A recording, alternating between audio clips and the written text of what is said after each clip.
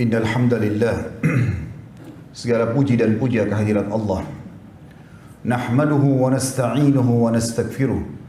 Hanya kepadanya kita memuji, meminta pertolongan serta bertaubat dari dosa-dosa kita. Wa na'udzu billahi min syururi anfusina. Dan hanya kepada Allah pula kita meminta agar dijauhkan dari keburukan-keburukan diri kita. Wa min sayyiati a'malina, dan dari segala dosa yang pernah kita lakukan.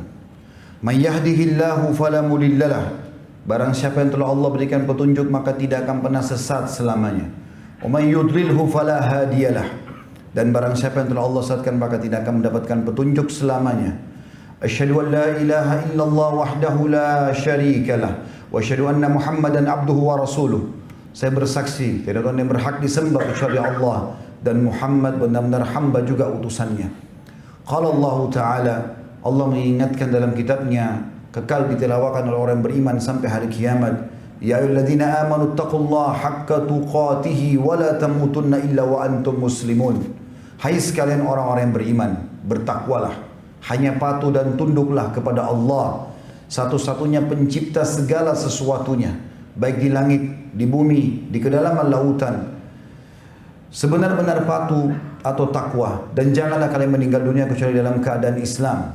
Di ayat yang lain, qala Allah Ta'ala, ya ayuhan nasu taqu rabbakum alladhi khalaqakum min nafsin wahidah wa khalaqa minha zawjaha wa batha minhuma rijalan katsiran wa nisaa wattaqullaha alladhi tasaaluna bihi wal arham innallaha kana 'alaikum raqiba. Hai sekalian manusia, sekali lagi bertakwalah, hanya patuh, tunduk dan takut, juga cinta kepada Allah yang telah menciptakan kalian dari jiwa yang satu, yaitu Adam alaihissalam, dan menciptakan dari jiwa yang satu istrinya Hawa alaihissalam, dan telah banyak memberikan keturunan laki-laki juga perempuan dari keduanya. Sekali lagi bertakwalah kepada Allah dan jagalah hubungan silaturahim. Sesungguhnya Allah senantiasa mengawasi kalian.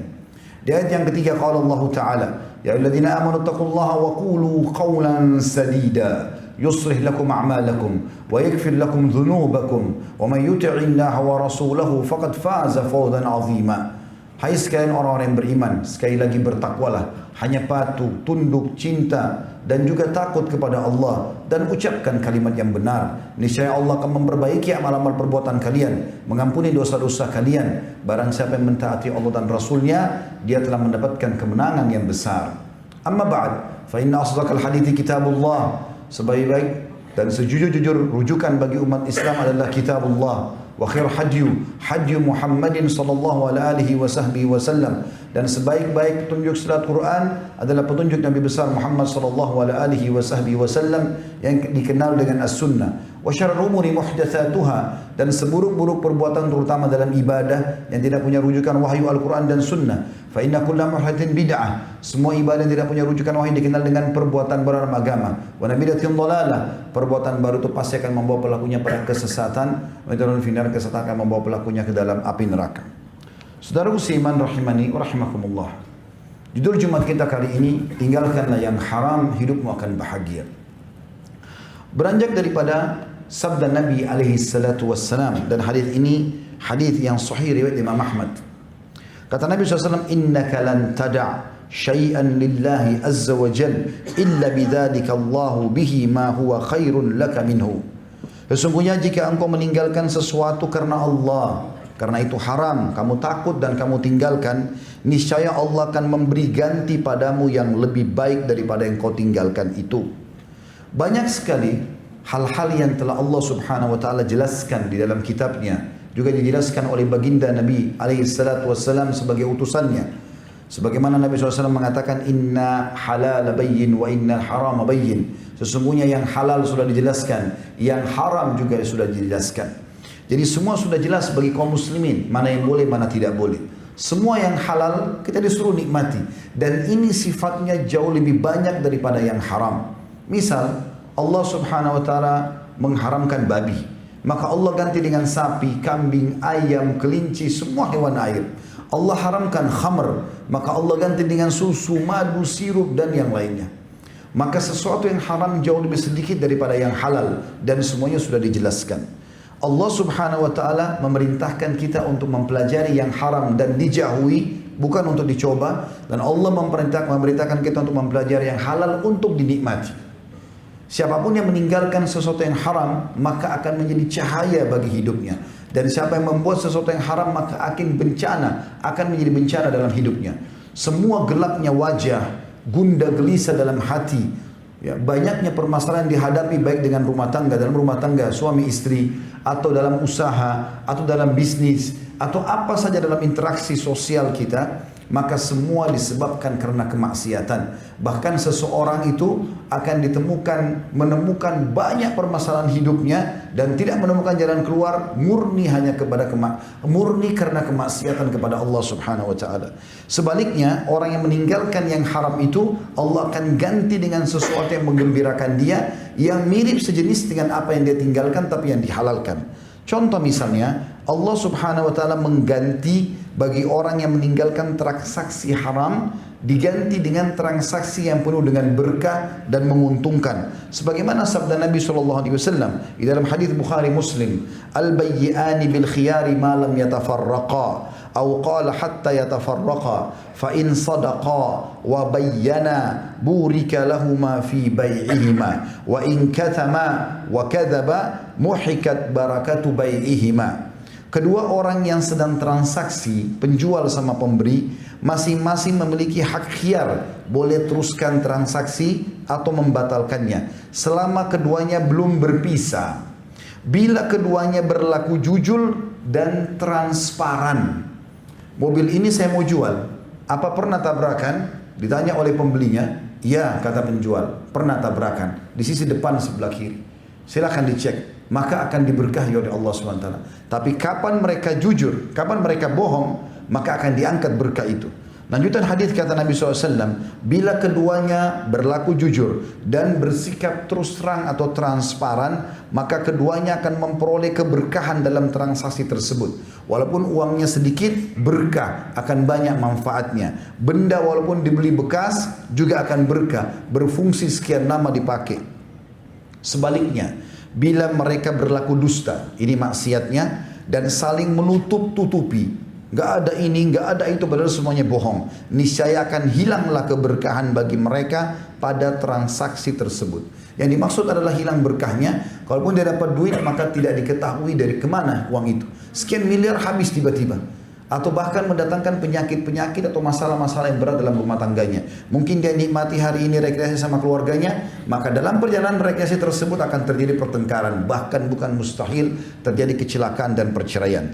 Begitu juga teman-teman sekalian, bagi orang yang meninggalkan sifat pelit dan bakhil yang dilarang dalam agama, lalu dia ganti menjadi dermawan, dia royal di jalan Allah, maka Allah pastikan akan memberikan dia keuntungan di setiap transaksinya. Sebagaimana Allah sebutkan dalam surah At-Taghabun ayat 16, A'udzu billahi minasyaitonir rajim, wa may yuqa syuhha nafsihi fa ulaika humul muflihun. Dan barang siapa yang dipelihara dari sifat kekikiran darinya, artinya dia dermawan, maka mereka adalah orang-orang yang selalu diberikan keuntungan. Bagi orang yang meninggalkan sifat sombong dan membangga-banggakan diri, lalu dia beralih kepada sesuatu yang diperintahkan, yaitu tawadhu dan merendah, maka dijanjikan oleh Allah SWT derajatnya akan ditinggikan di dunia dan juga di akhirat. Di dalam sebuah hadis yang sahih riwayat Imam Muslim, kata baginda Nabi SAW, "Wa ma tawadha ahadun lillah illa rafa'ahu Allah." Tidaklah seseorang memiliki sifat tawadhu atau rendah hati, dia merendah dan mengalah, yang melainkan Allah akan meninggikan derajatnya, maknanya di dunia dan juga di akhirat. Sebaliknya dalam hadis Bukhari, siapa yang dalam hatinya ada seperti biji sawi dari kesombongan, maka dia tidak akan pernah mencium bau surga. Begitu juga dalam sebuah hadis yang lain, kata Nabi SAW, bagi orang yang meninggalkan sifat dendam kepada sifat pemaaf, sesuatu yang haram diganti kepada yang halal atau yang diperintahkan, Allah akan selalu muliakan si pemaaf tadi. Di dalam hadis sahih riwayat Imam Muslim, kata baginda Nabi SAW, "Wa ma zadallahu abdan bi'afwin illa izza." Tidaklah Allah menambah kepada seorang hamba yang suka memaafkan, melainkan pasti ditambahkan kemuliaan baginya. Saudaraku seiman, kalau seandainya anda niat melakukan satu perbuatan kemaksiatan, lalu anda batalkan karena Allah, mau berzina, mau mencuri, mau menggunjing, mau memfitnah, mau memukul, mau apa saja, melakukan perbuatan maksiat. Lalu datanglah sinyal dari Allah SWT, dan itu selalu akan datang. Sifat merasa khawatir, takut, nanti ketahuan, nanti ketangkap, nanti ini dan itu. Maka itu kalau dia tinggalkan karena Allah, Allah catatkan baginya sebuah pahala. Di dalam hadis yang sahih, riwayat Imam Muslim, kata Nabi SAW, Allah Azza wa Jal berfirman hadis qudsi, "Idza hamma 'abdin bihasanatin wa lam ya'malha, katabtuha lahu hasanah." Kalau seandainya seorang hambaku melakukan atau niat mengerjakan sebuah perbuatan baik, lalu dia belum sempat mengerjakannya, aku pasti catatkan baginya satu pahala. Saya ingin sholat di masjid, tiba-tiba ada uzur, sakit perut, tidak sakit misalnya, tertidur lupa, kemudian terbangun sudah selesai sholat misalnya, maka pada saat itu dicatatkan baginya pahala sholat berjamaah di masjid, karena dia sudah niatkan. Lalu Allah mengatakan, fa in amilaha katabtuha asyra hasanat ila 700 dhi'fin. Kalau dia kerjakan, aku akan kasih dia 10 kali lipat dari pahala ibadah yang sedang dia niatkan kerjakan itu. Bahkan aku bisa memberikan sampai 700 kali lipat. Wa idza hamma bisayyi'atin, kalau hambaku itu niat mengerjakan perbuatan dosa, walam ya'malha, lalu dia batalkan, takut kepada Allah, tinggalkan yang haram, lam aktubha alaih, saya tidak akan catat baginya dosa walaupun dia sudah niat. Fa in amilaha katabtuha sayyi'atan wahida, kalaupun dia kerjakan, aku akan catat baginya satu dosa saja. Di dalam riwayat yang lain mirip dengan ini, dan ini hadis riwayat Muslim juga. Saya langsung terjemahkan karena hadisnya cukup panjang. Allah Subhanahu wa taala berfirman, apabila hambaku berkeinginan untuk mengerjakan kebaikan, maka aku menulisnya atau menulis untuknya satu kebaikan selama dia belum melakukannya. Walaupun dia belum melakukan, dicatatkan satu pahala lengkap. Jika dia melakukannya, maka aku menulisnya sebagai 10 kebaikan. Dan apabila dia berkeinginan untuk melakukan satu kejelekan atau yang haram, maka aku akan mengampuninya selama dia belum melakukannya. Namun jika dia mengamalkannya atau melakukan perbuatan dosa itu, maka aku menuliskan untuknya satu kejelekan. Dan Nabi SAW bersabda, lanjutan hadisnya adalah, lalu malaikat berkata, wahai Rabbku, ini adalah hambamu yang ingin berbuat jelek. Maka Allah, dan Allah lebih mengetahui keadaan hamba tersebut, maka Allah berfirman, kalian awasi saja dia. Jika dia mengerjakan kejelekan, tulislah dengan semisalnya, satu kejelekan saja. Dan apabila dia meninggalkan tadi kejelekan atau haram yang dia mau kerjakan, maka tuliskan untuknya satu kebaikan, karena dia telah meninggalkannya karena aku. Saudaraku seiman, orang-orang yang meninggalkan sesuatu yang haram akan berbahagia hidupnya. Dan juga orang-orang yang berbuat dosa akan terus berkecamuk dalam jiwanya, penasaran, walaupun dia sudah menanyakan hukumnya kepada banyak ahli agama. Sebagaimana sabda Nabi SAW, sesungguhnya dosa itu adalah sesuatu yang berkecamuk dalam jiwamu, walaupun engkau telah menanyakannya kepada banyak orang. Siapapun yang niat buruk dan dia amalkan keburukan itu, maka akan tertimpa pada dia dosanya, walaupun dia tidak sempat berhasil untuk menyempurnakan dosa itu. Sebagian ulama fikih mengatakan, andai saja ada seseorang niat ingin berzina atau menzinai, atau memerkosa seorang wanita di malam hari gelap, dia lihat seorang wanita jalan, lalu dia niat ingin memerkosanya, dan dia pergi melakukan itu. Dia memerkosa perempuan tersebut. Ternyata setelah dia melakukan pemerkosaan, dia lihat itu istrinya sendiri, maka tetap dicatat baginya dosa zina. Begitu juga dalam hadis riwayat Muslim, kata Nabi SAW merincikan masalah ini tentang masalah kasus yang berbeda dengan zina. Idzal taqal muslimani bisayfihima fal qatilu wal maqtulu finnar. Fakultu ya Rasulullah, hadzal qatil fama balul maqtul? Qala innahu kana harisan ala qatli sahibihi. Jika ada dua orang muslim saling bertemu untuk berkelahi, lalu sama-sama menghenuskan pedangnya, lalu kemudian salah satu terbunuh, maka yang dibunuh dan yang membunuh dua-dua masuk neraka. Maka Abu Bakar radhiyallahu anhu perawi hadis mengatakan, wahai Rasulullah, bagi yang membunuh masuk akal saya kalau dia masuk neraka. Bagaimana dengan nasibnya orang yang terbunuh? Maka Nabi SAW memberikan jawaban yang sangat tepat. Beliau mengatakan karena dia sangat ingin untuk membunuh temannya tadi. Andai saya tidak terbunuh, dia pasti akan membunuh, karena dia sudah jalan dan mengerjakan perbuatan tersebut. Maka ini sudah cukup untuk memberikan hukuman kepada dia.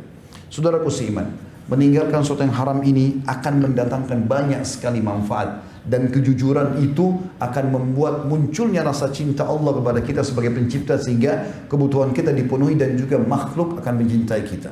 Dinukil sebuah kisah nyata bahwasanya ada seorang anak muda di Mekah. Anak muda ini kehidupannya miskin, tapi dia orang saleh.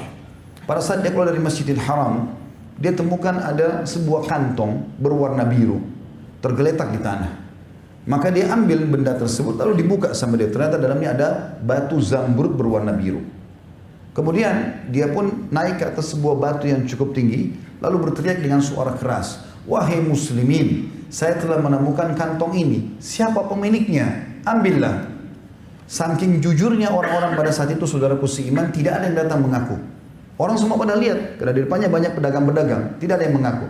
Dia ulangi 2 kali, dia ulangi 3 kali, sampai 10 kali diulangi, tidak ada yang mengaku kalau itu barang dia. Tahu anak muda ini kebetulan dikenal oleh masyarakat sekitar Masjidil Haram, lalu dia mengatakan, andai saja ada yang mengetahui pemilik ini, tolong tunjukkan rumah saya. Yang terjadi, saudaraku seiman, setelah anak muda ini pulang ke rumahnya, tidak lama kemudian datang seorang bapak tua atau kakek tua, naik ke batu yang sama dengan hikmah ilahi. Kemudian dia mengatakan, "Wahai muslimin, saya kehilangan kantong berwarna biru. Siapa yang menemukannya, saya akan memberikan kepadanya 500 dirham." Maka ada satu pedagang datang kepada dia mengatakan, "Hai bapak tua, tadi sebelum anda naik ke batu ini, di batu yang sama ada seorang anak muda yang kami kenal saleh memiliki benda itu. Rumahnya di sana, pergilah ke sana." Ringkas cerita, orang tua ini pun pergi ke rumah tersebut, mengucapkan salam lalu menanyakan tentang benda tersebut. Anak mudanya juga teliti menanyakan seperti apa bentuknya, warnanya. Setelah dipastikan memang sama, diberikanlah kepada si kakek tua tadi. Begitu diberikan, anak mudanya tidak pernah tahu kalau akan dibalas 500 dirham.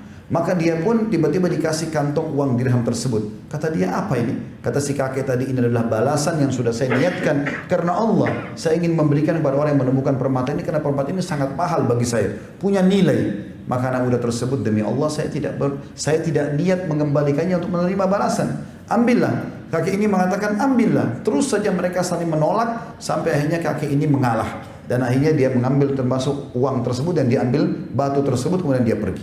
Anak muda ini menceritakan kisahnya. Dia bilang setelah berjalan beberapa hari tentang kasus penemuan batu itu, saya makin sulit hidupnya, susah sekali. Saya merasa saya harus keluar dari Mekah untuk mencari rezeki di tempat lain. Dia pergilah ke Jeddah sekarang, naik kapal, ingin mencari rezeki. Pergi kemana? Ingin menyeberang ke wilayah Afrika, karena Timur Tengah Laut Merah berseberangan dengan Afrika. Di tengah lautan dia bilang, tiba-tiba kapal kami dihantam oleh ombak yang besar, hancur, semuanya tenggelam.